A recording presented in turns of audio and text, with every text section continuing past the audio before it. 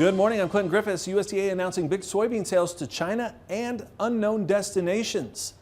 But it wasn't enough to put the market up after the release of the latest supply and demand report brought more changes to yields. Now diving into those numbers, starting with corn and the agency bumping up the yield to 174.9 bushels to the acre. That's an almost 2 bushel increase over last month and well above what the trade was anticipating.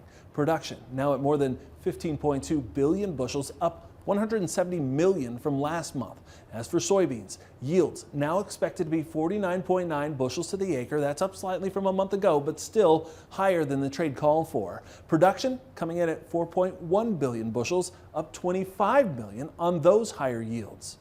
So what does all that mean for ending stocks? USDA anticipating corn at 2.15 billion bushels, soybeans at 245 million, and wheat at 684 million. Again, all higher than the trade expected. AgDay's Michelle Rook has been poring over the numbers, and Michelle, the markets reacted very strongly to these new figures. That's right, and corn took out the September low in the process. However, the report did lean bearish for all the major grains, especially with bigger yield estimates for corn and even soybeans, which bucks historical trends. However, market analysts tell me that soybeans are likely to quickly return their focus back to South American weather, which has been supportive. USDA's nearly 2 bushel corn yield bump was a bearish shock and goes against the trend of yields continuing to decrease from the October to the November report. However, USDA also raised demand by 125 million bushels, which offset the higher production estimate. So ending stocks were only raised 45 million bushels. Market analysts tell me it could have been much worse, with so many reports from farmers of better than expected yields. That was not as bad as it could have been because the USDA did offset quite a bit of that additional production with additional demand.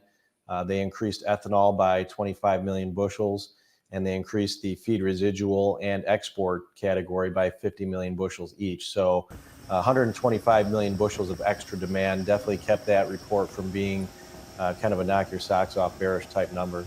USDA also raised soybean yield instead of lowering it as some estimates projected, and again bucked the historical trend. However, here USDA made no changes to either crush or export, so the net result was a 25 million bushel increase in carryout.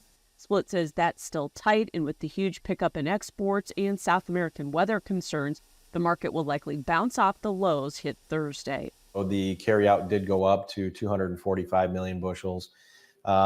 It's tough because you still have this South American story going on.